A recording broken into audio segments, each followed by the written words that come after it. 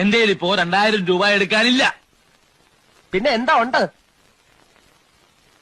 നുള്ളിപ്പെറുക്കി അവർ 500 രൂപ കാണും. എന്റെ പട്ടിക്ക് വേണം. മര്യാദക്ക് 2000 രൂപ എന്റെ കയ്യിൽ എണ്ണി തന്നില്ലെങ്കിൽ അതിന്റെ പ്രത്യാഘാതകം.